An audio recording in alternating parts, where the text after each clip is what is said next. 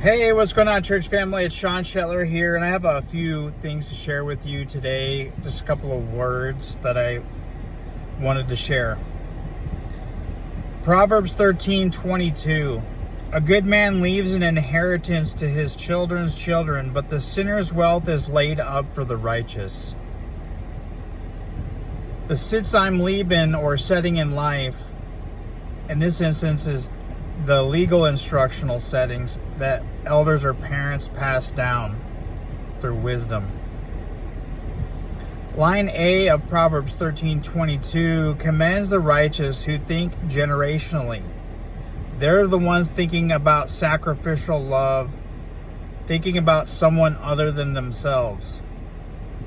And this contrasts with line B of the verse 22, which talks about the sinner and whose wealth is temporary but is redirected by divine justice.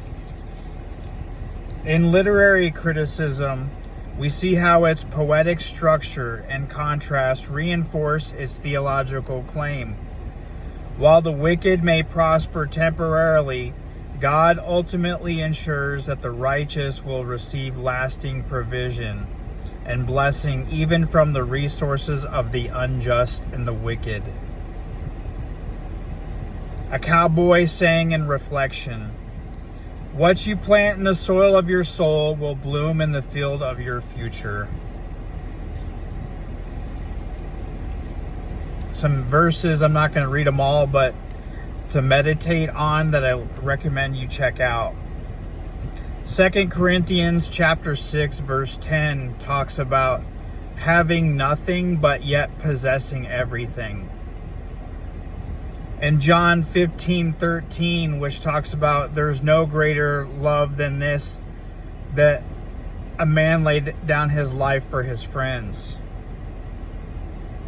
And then Philippians 2:3 through 11 talks about being selfless and humble, a humble servant.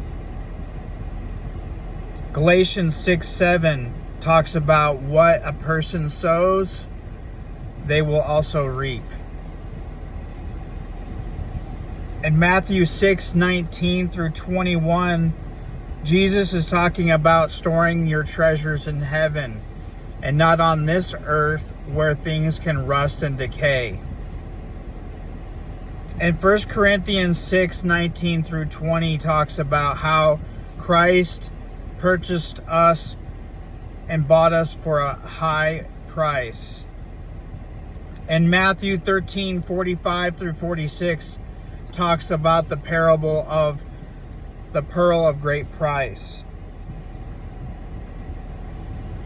And now I want to talk about being used by God.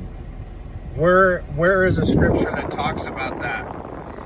And that's actually in 2 Timothy chapter 2, verses 20 and 21. Now in a great house there are not only vessels of gold and silver, but also of wood and clay, some for honorable use and some for dishonorable. Therefore, if anyone cleanses himself from what is dishonorable, he will be a vessel for honorable use, set apart as holy, useful to the master of the house, ready for every good work. To be a vessel for the king means living a holy life, ready and useful for God's mission.